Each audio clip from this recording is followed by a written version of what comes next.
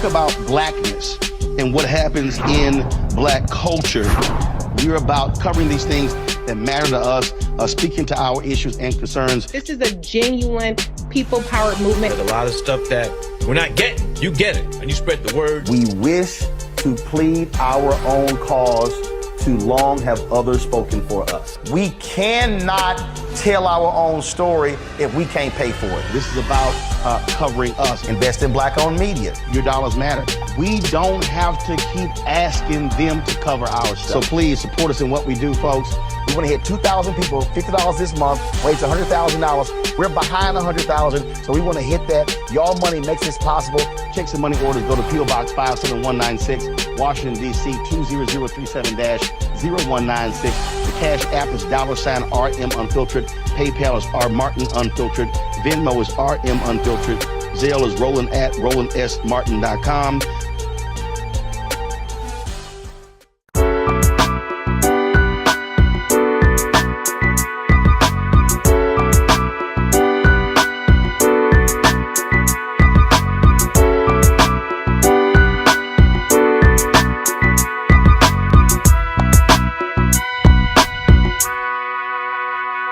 Hello, everyone, and welcome to our show today on A Balanced Life with Dr. Jacquie here at Black Star Network. I am always thrilled when we have this opportunity to get together because so many rich nuggets come from these dialogues and conversation and listening to our guests and the things that we have to talk about related to living a balanced life, living through everyday things.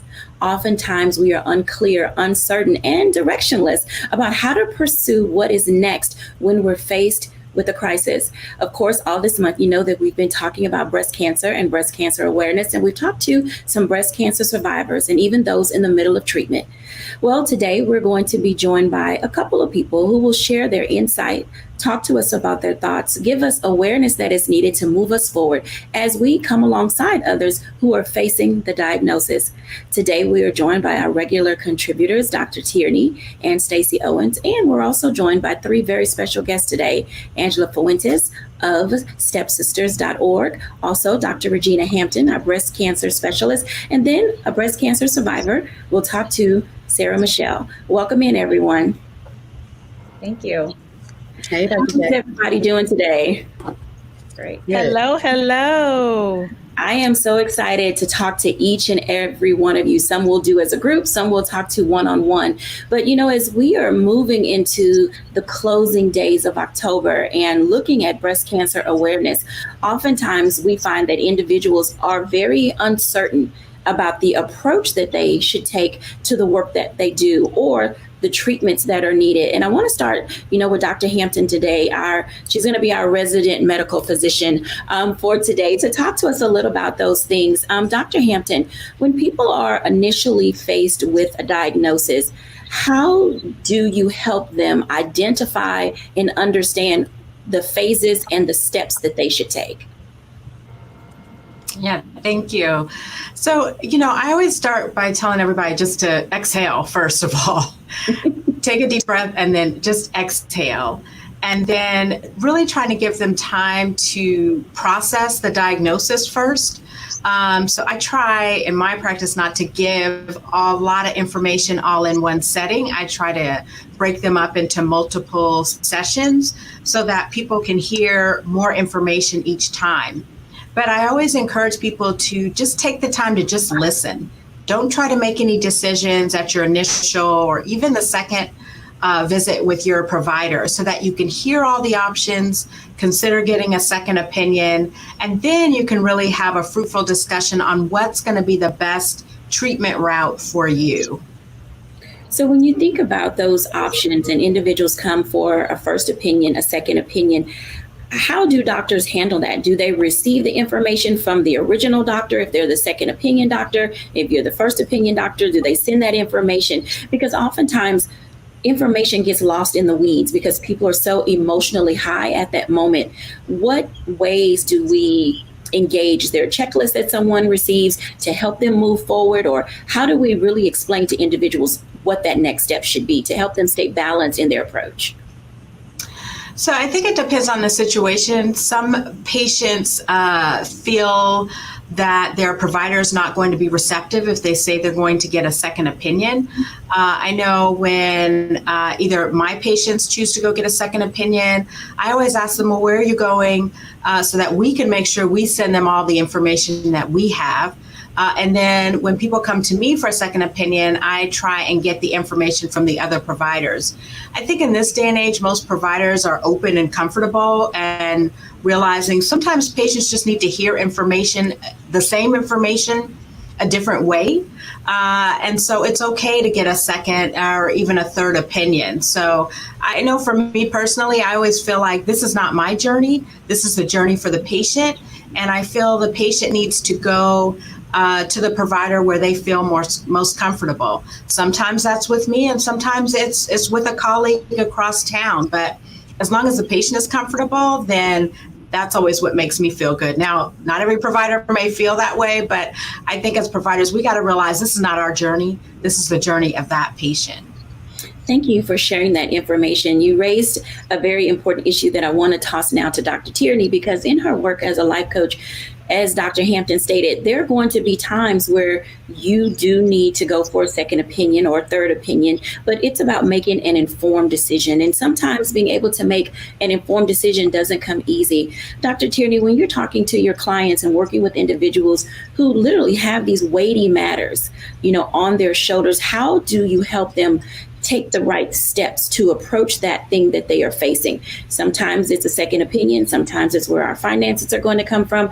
Sometimes it's just who's going to be in my tribe or my village, as I'm going through this. What does decision making look like at that level when a coach steps in as a part of the process?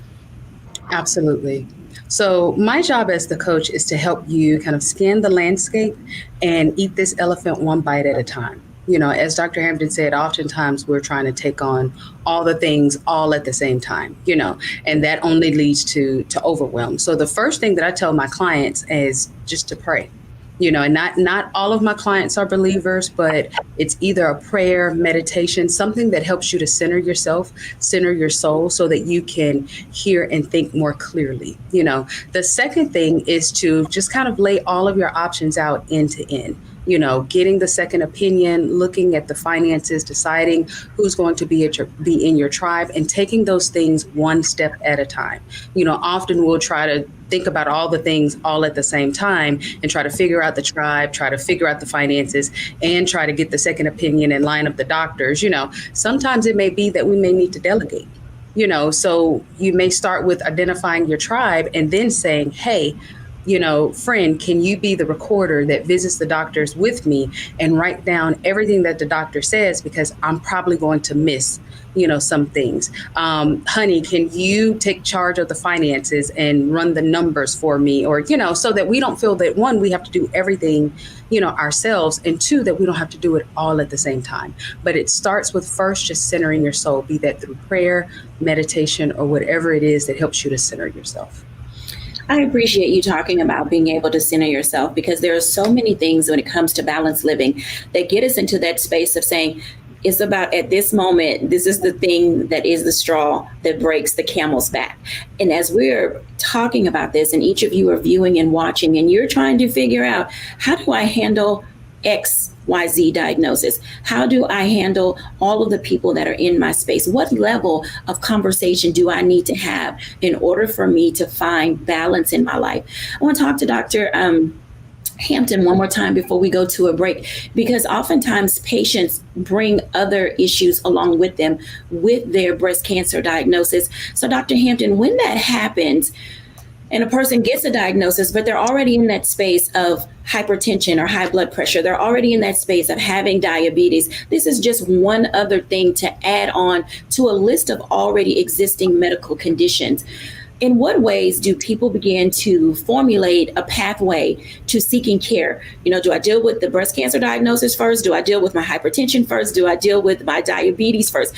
Where do we begin in the landscape of approach? Yeah, that you bring up a great point, and that sometimes presents a challenge, especially when patients have multiple different medical challenges that they're dealing with. So it's really about a team-based approach. So it's the oncology team with the breast surgeon, the medical oncologist, the radiation oncologist, and the patient navigator, along with the primary care team, which could be the family practitioner, the internist, or the gynecologist.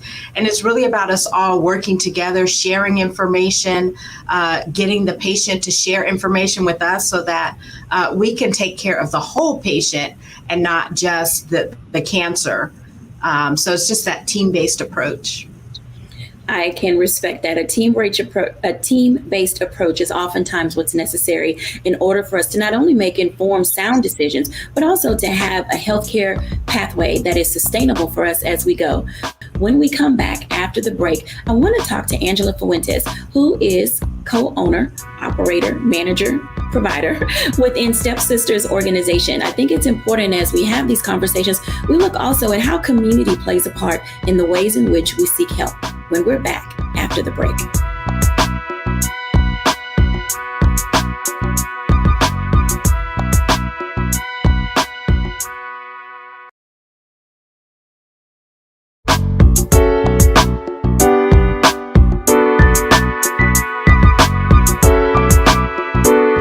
Welcome back, everyone, to A Balanced Life. And as you can tell, receiving a diagnosis of any kind requires a team of people, a host of individuals who can help you navigate the pathway. I want to talk for just a moment with Angela Fuentes from stepsisters.org. I think it's important that as we look at avenues for help, as we think about individuals who can walk alongside us, sometimes they're right there in our very own community. Welcome, Angela. Thank you very much for having me. I am delighted that you are here. Can you tell us a bit about yourself and stepsisters.org? Sure. I am one of the co-founders and co-executive directors of the Stepsisters. And how I got involved is I'm actually a 14-year survivor today. So this is kind of my way to pay forward some of the support I received. I've heard words like, who's your tribe? Who's your support group today? And that's kind of what the Stepsisters role is. Not everybody is as lucky as I was, for example, and had a huge support group of friends and family. And so the stepsisters step in like a sister would to help all these local patients that may not have the same type of support.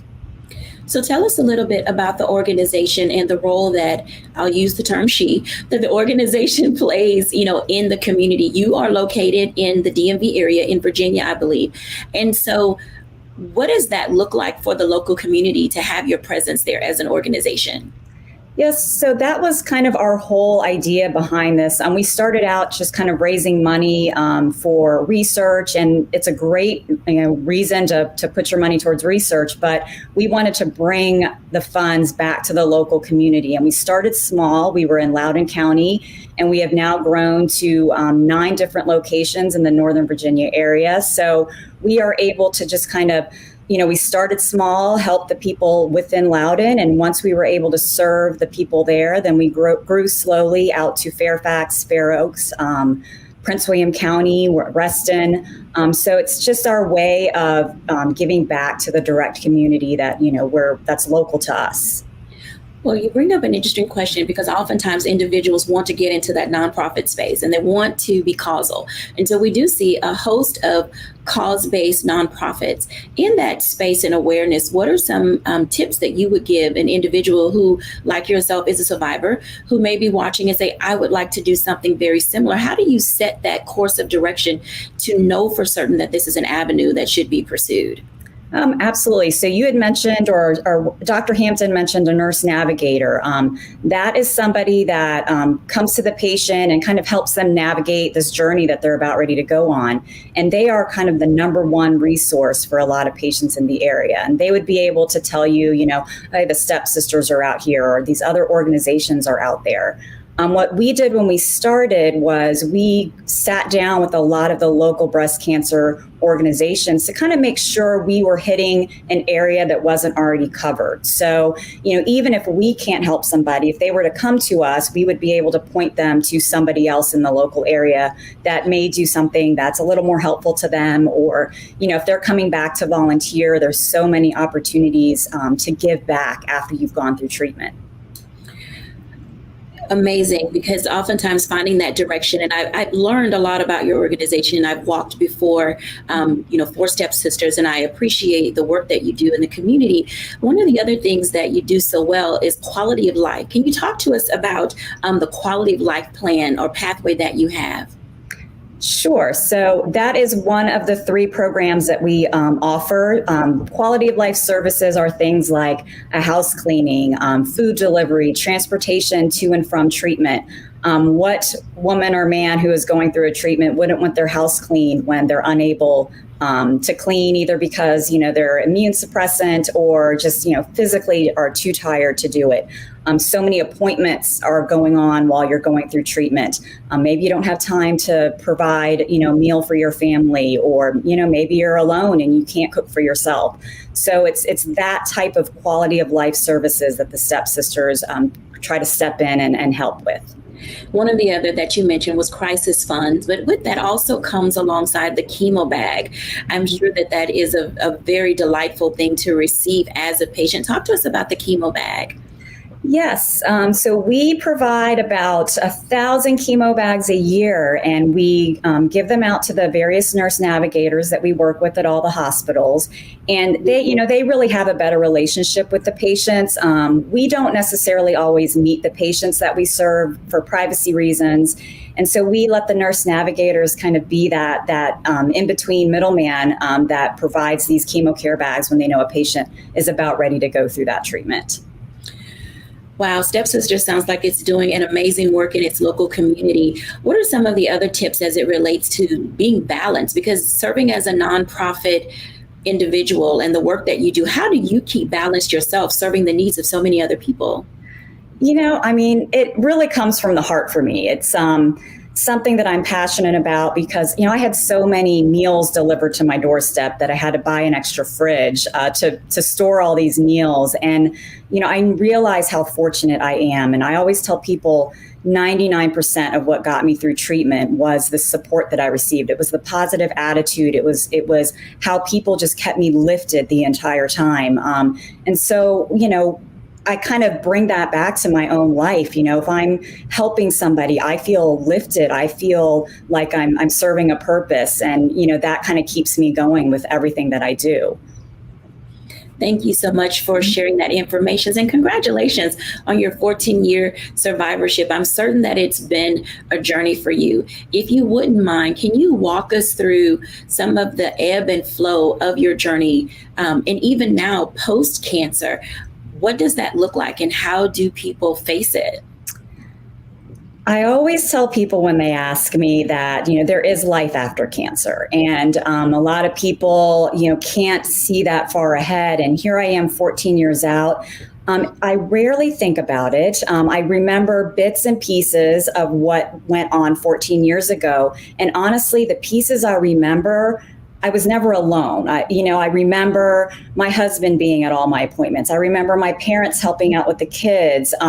So I feel like once you've gotten through it, you kind of forget about all the bad stuff and you only remember all the good stuff. And, even now, I'm constantly reminded of what I went through when I talk to patients or we visit a hospital. But it's so far behind me that, I'm able to just kind of go past it and move on. And it's a beautiful thing. Thank you for sharing that. Now, I'm going to ask Stacey Owens to come in for just a moment because, Angela, one of the questions I want to ask you is, were you employed at the time that you got your initial cancer diagnosis? I am very fortunate in that once I actually had stopped my regular corporate job prior to my diagnosis just to be home with the kids. And I was doing a little part-time work, but I was so fortunate that I didn't need to work and I was able to stop and focus on my health and focus on being with my family. I do realize not everybody is that fortunate. We we do have a crisis fund, and it does help women or men who are unable to work, or maybe they have to cut down on their hours and they have mounting medical bills, and we help with things like housing and utilities. But I fortunately was able to stop working and focus on my health.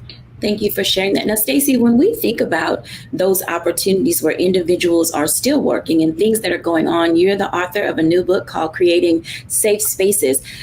From an employer perspective, what does that look like when an individual comes to you, or how would you help employers create those safe spaces for conversations such as these? That's a very great question. As an employer, I think through my years of leading education, I had to learn very quickly that our staff come to us with issues from their personal lives that can impact how they perform at work. And when you create an environment where people are not comfortable with coming in and sharing their personal stories, because sometimes you hear folks say that you're supposed to leave your personal issues at the door when you go to work. Well, I debunk that. Like, you can't leave you at the door. I want you to bring all of you in, and then I want you to be transparent and communicate with your employer or your boss about what's going on with you personally, so that you can remain emotionally balanced between dealing with your personal issues at home and your work issues. We can't provide support for things that we don't know about. So we got to be able to communicate what your needs are so we can surround you and provide the support that we can. So in my situation, we have teachers that come in who may have diagnoses, who are dealing with sick parents, who may be pregnant or whatever, and they still have that expectation of having to come in and teach and plan lessons and carry out their professional duties. So if I have an employee who comes to me and say, this is what I'm dealing with at home, then I can say, what support can I provide you? And from that, we may lessen your work duties.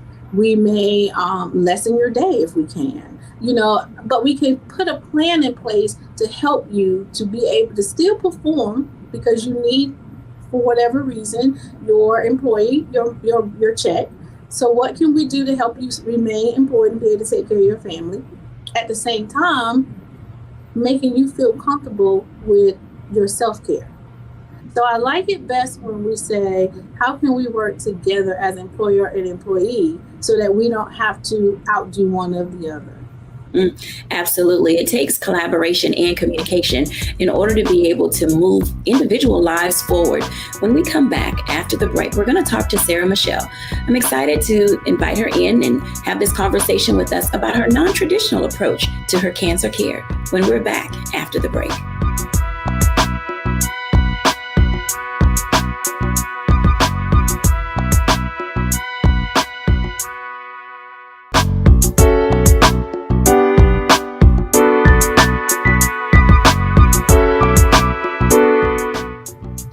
Welcome back, everyone, to A Balanced Life. And as you can tell, learning how to live balance in the midst of crisis, in the midst of everything that we face day to day, and sometimes things that are just not expected or anticipated, we do need people around us.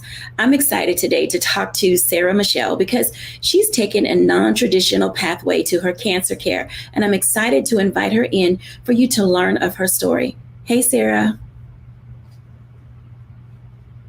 Hello, beautiful. How are you? I love. How are you doing today? How are you feeling? A little rough this morning. It's been a little rough this morning, but I'm so grateful. I'm so thankful. Giving myself grace to heal. I'm just allowing myself the absolute grace to heal. Yes, ma'am. So let's talk about that for a moment, because I'd like for you to tell us your kind of cancer that you have or had, and then the approach that you took to receive the care that you believe you needed. Okay. Yes. Thank you so much. So I began to feel my health and my internal system failing like in 2020. I would sleep through the night and I would wake up exhausted and completely just flabbergasted and just tired. And so after different rounds of testing and batteries and, just kind of going through all the process, that was in 2020. In 2021, I ended up being awakened to feeling like my left breast was on fire, like not sore, not tender, but literally feeling like it was on fire. So I went to my doctor once again and I said, something is going on. This isn't right. Something is off. So I went and I got a referral for a mammogram, ultrasound, and then they did a biopsy because they were concerned about the abnormality of the mammogram and the ultrasound. And when the biopsy came back, they did call and they said that it was triple negative breast cancer.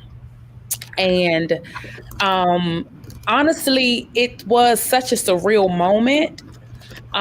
It was also kind of a sigh of relief because for a while, the doctors were kind of making you think, even during the pandemic, that, you know, it could have been all in your head, or it could have just been the difference in the shift of society because the world had been shut down.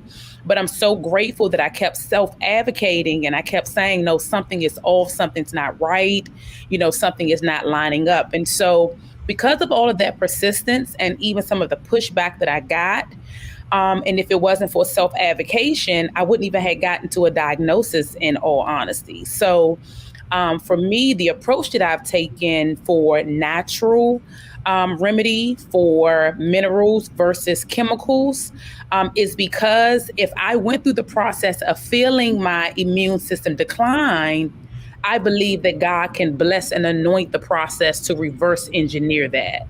And so I've been going to different natural health and healing centers on a full battery of herbs and plant medicines and things of that nature. I've adjusted my eating to a more clean, alkaline-based diet and things of that nature. And yeah. So how is that journey going for you? You know, it's very interesting.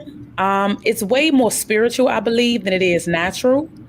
And although, you know, I experience pain, I experience discomfort, I can also feel my internal system adjusting and getting better, right? And so I do believe that healing is a process. And I do believe that a part of that healing process is pain, it's agony, it's discomfort. But I do have full confidence that I'll come out better than how I went into it. It's been a lot of uncertainties. There's been a lot of challenge and even opposition from my family and friends, because when people just love you, they're scared to lose you. Mm-hmm. And so sometimes the display of that and the response and the reaction to that is not always so nice and it's not always so loving. So I've experienced that as well, which has not helped the journey. Well, that's understandable because often people, what they don't understand, there is a tendency to have that pushback. Where are you now with your breast cancer? So I am scheduled to get another PET scan this coming week. And so that'll kind of determine where things are, if I need to kick things up a notch or if I just need to plateau. I have been on a sabbatical from all business and all work since I've been in business for the last 21 plus years. So I've been going constantly for 21 plus years across the globe. And it was finally time for me to say, you know what?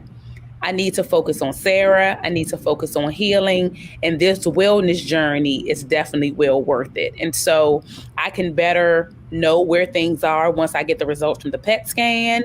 And I have already come to a solace about if the PET scan still shows areas of concern in my body, I will extend the sabbatical. I will not come off a sabbatical until all of my margins are clear. Thank you for sharing that. I do want to invite in Dr. Regina Hampton because she is our breast cancer surgeon and specialist.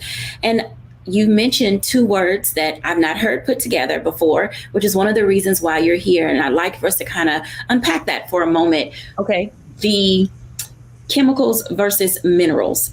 Dr. Hampton, how does that affect the body in its preparation for healing when a person doesn't go right into some type of chemotherapy or medication? Yeah, so we certainly in the medical community, encourage a total body wellness. So, we encourage exercise, we encourage, changing diet and making, all those personal changes, I think are important and really contribute to, kind of the whole well-being. People talk about chemicals and chemotherapy more specifically. And, I think chemotherapy really gets a bad rap. But, what I can tell you, especially for a triple negative breast cancer, chemotherapy is one of the most effective treatment regimens that we have out there.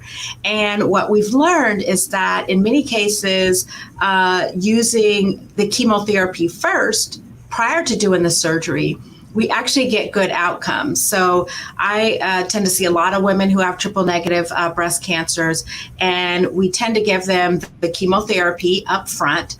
And the great thing about it is we can wipe the tumor away before I even go to do the surgery. So I operated on my former practice manager who had a triple negative breast cancer. And when I went to go do her surgery, there was not one tumor cell left. It was just the clip, the biopsy clip. And so while, people give chemotherapy a bad rap, we've just learned a lot more.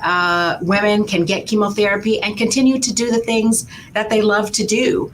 So I had a patient who needed to get chemotherapy and she traveled for work. So she would stay in town that week, get her treatment, and then the next 2 weeks in between treatments, she's on and off airplanes, continuing on with her day. So much has just changed over the years. I always encourage people to really sit down and have honest conversations with your providers, really hear what's going on today, not what happened 20, 30 years ago, because we weren't doing so great. But, we really have made a lot of strides, especially when we talk about triple negative breast cancer. Right. So the reason I also wanted to ask you that as it related to Sarah is that I've known Sarah for a little while now, and I've watched her journey. And it seems like when people take an approach that first best works for them, they're in a better space emotionally, physically, emotionally to deal with all of the other things that may come up later. Why does self-care, the way that Sarah's approaching it now at this initial onset stage, self-care and self-awareness about the body, how does that help people mentally and emotionally deal with what may come next? Yeah, I think it's important that people feel comfortable in the approach. So I've had, patients who say, hey, I want to take this non-traditional approach for, a defined amount of time, and then I'll come back and maybe do the other treatment. And I think that empowers patients. And then I think it makes them better equipped both mentally and physically to, kind of move through some of the rigors of treatment.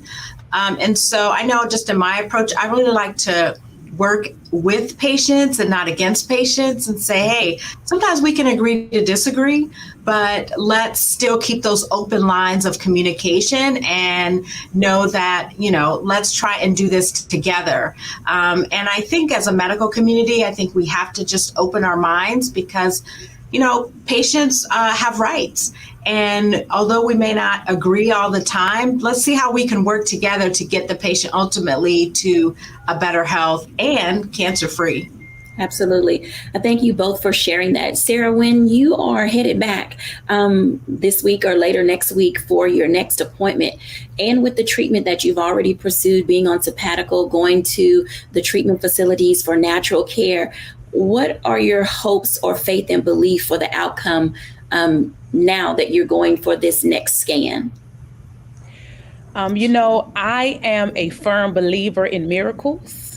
I believe that the things that have been revealed has been a part of the healing journey.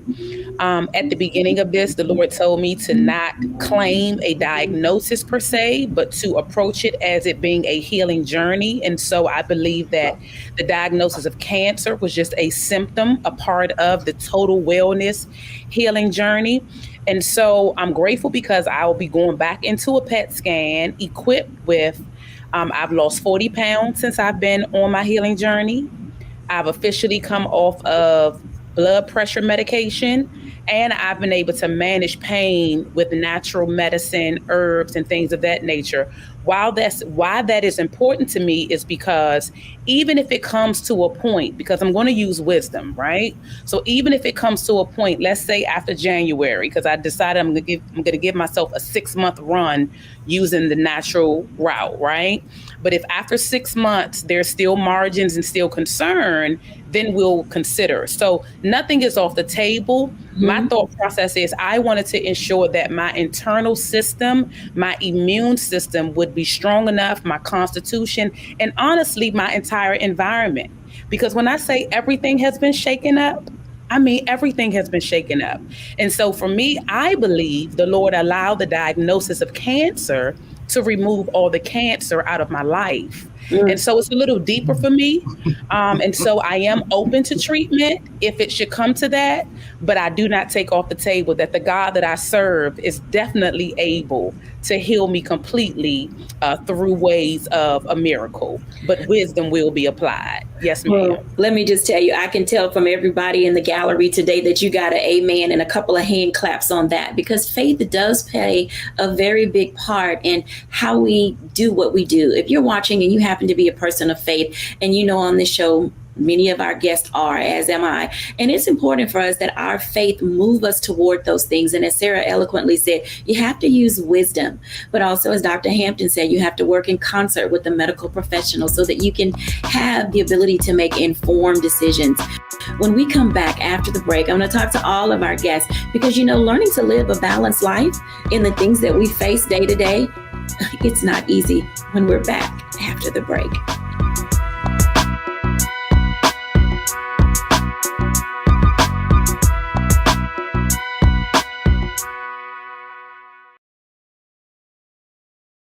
Black Star Network is here. Oh, no punch! I'm real revolutionary right now. Thank you for being the voice of Black America. All momentum we have now, we have to keep this going. The video looks phenomenal. See, there's a difference between Black Star Network and Black-owned media and something like CNN. You can't be Black-owned media and be scared. It's time to be smart. Bring your eyeballs home. You dig? I'm Deborah Owens, America's Wealth Coach, and my new show, Get Wealthy, focuses on the things that your financial advisor and bank isn't telling you, but you absolutely need to know. So watch Get Wealthy on the Black Star Network.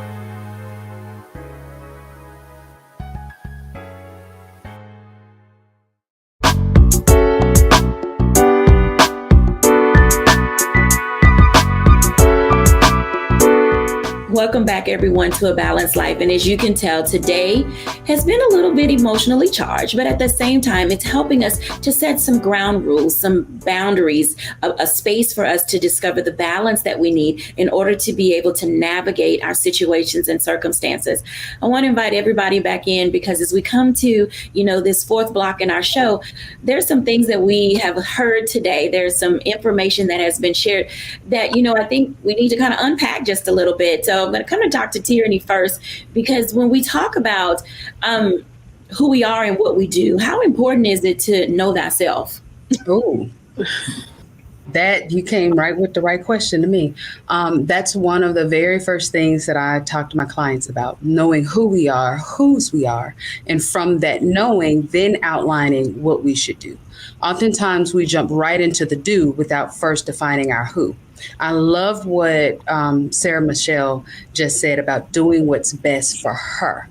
Other people have other opinions about what she should be doing, but because she knows who she is and she is clear about whose she is doing exactly what's needed for her. She's taking a sabbatical. Someone else may decide to continue to work. I'm thinking about Chadwick Boseman, who recorded, the Black Panther while he was, suffering from cancer or healing. Being treated from cancer, but it comes down to who you are and what's best for you. Someone else may decide chemo is the direction. Someone else may say, you know what, I want to go a homeopathic route. But whatever you do, it all comes back to who you are and whose you are. That is the thing that we must lock into first before we decide what it is that we should be doing. Absolutely. Angela, when you think about all the patients that you work with and the families that you see, how does that impact you as a nonprofit owner and as a cancer survivor? Is there a joy there that you see that you embrace with others? Oh, absolutely. In fact, last night I met a woman who was just diagnosed a month ago and had just gone through surgery. And just to be able to have that connection with somebody, I could tell that it helped her. But what she doesn't realize is that it helps me as well, because it gives me purpose. It shows me that what I went through wasn't for nothing. Like, I took that, and this may not be the path in life that I thought I was going to be on, but because of that, I took this other path, and it's been a beautiful journey, and I've met some wonderful people. And I think although I'm helping them, they don't realize that they're also helping me. Absolutely. Sarah Michelle, how have you grown through this experience? My Lord, my faith has catapulted to levels that I could only imagine. I am very clear about my assignment in the earth. And I have come to know that if God allows it, whatever the it is, right? If God allows it, then it has purpose. And so I've learned to not ask why, but what. What is it that you're teaching me? What is it that I'm supposed to learn? What is it that I'm supposed to see? What is it that I'm supposed to gain from this? What did I miss before that now has caught up with me throughout this healing journey? So I'm asking more of the what questions versus the why, because I'm not a victim. I'm just so journeying through. It's just a part of the journey. You know, I have to tell you, I love your excitement, enthusiasm, and your outlook, because I think that our mental well-being plays a very big part in how we move forward. Dr. Hampton, tell us what's on your mind. Because oftentimes people literally are lost in the midst of everything that they're facing.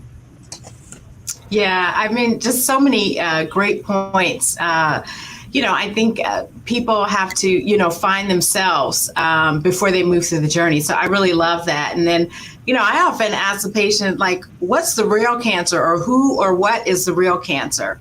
Because I can take care of the cancer in your body, but I can't always take care of the cancers that are surrounding you. So that might be where we need to focus the treatment and get that healed first and get those cancers out of our lives before we can get the body right. So, I think it really is about just the journey, and the journey can take on so many different twists and turns for each patient. So excited and just best of luck to Sarah Michelle. I think, you really have a good formula going. Absolutely. Thank you for sharing. Hey, Stacy. Hey.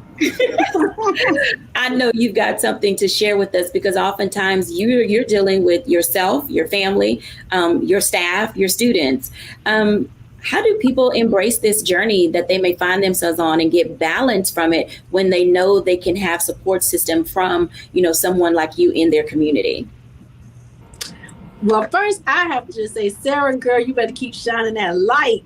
Yes, yeah. Just touched my soul over here. I was just sitting over here trying not to get out this chair and just jump for joy, because that's a special space to be in, And I think when helping others, it's just helping us just to see just that. No, this is your journey. How can you embrace it? Embrace those around you who can give you the support. Take those days when you have good days. Don't beat yourself up when you're having those bad days, knowing that you're going to be balanced some days, and you're still okay on the days that you are not balanced. I can tell you right now, I walk around and preach balance for everybody. And I had to tell my staff the other day, I'm not balanced right now, because if you watch my stories, you'll see I have my little grandbaby here with me. And it's been a while since I've had a 2-year-old in my home, and she's come with some issues that have triggered some other issues with her father, who's my son, who has those, who also is a cancer survivor. And just for myself, remembering, what, Stacey, what is your purpose in all of this? Don't become overwhelmed. Enjoy each small step. take this elephant, like Dr. Tierney say, and eat it one small bite at a time. And if you can just remember those key points as you're dealing with whatever life throws you, you'll turn those lemons into lemonade. But just keep that light shining. So thank you. I'm so glad that I had an opportunity to hear your story today. Absolutely. Thank you, ladies, for being with us today. And I hope that our audience has gleaned some information that will allow them to move their lives forward. I'll give my reflections when we're back after the break.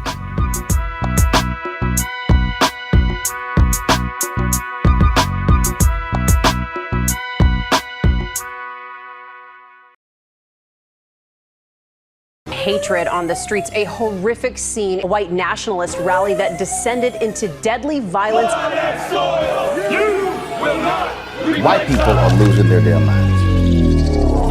As an angry pro-Trump mob storms the U.S. Capitol, we've seen We're about to see the rise of what I call white minority resistance. We have seen white folks in this country who simply cannot tolerate black folks voting. I think what we're seeing is the inevitable result of violent denial. This is part of American history. Every time that people of color have made progress, whether real or symbolic, there has been what Carol Anderson at Emory University calls white rage as a backlash. This is the rise of the Proud Boys and the Boogaloo Boys. America, there's going to be more of this. Here's all the Proud Boys, guys. This country is getting increasingly racist in its behaviors and its attitudes because of the fear of white people. The fear that they're taking our jobs, they're taking our resources, they're taking our women. This is white fear.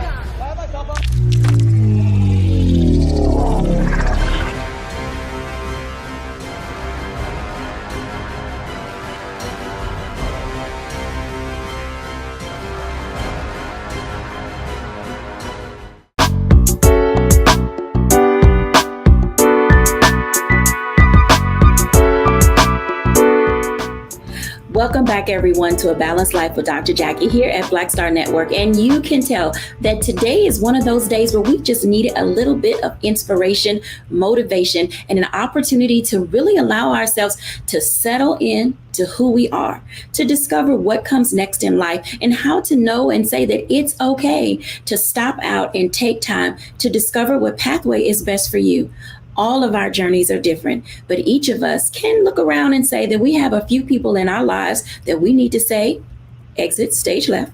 But then we also have some people where we need to say, let's swipe right. So that way they can come in and help us on our journey, to give us the grace that we need in order to be able to move forward. And knowing that each and every day is a new day to explore, to try something different, and just to say that if it's not okay today, tomorrow will be better. Thank you everyone for watching our show.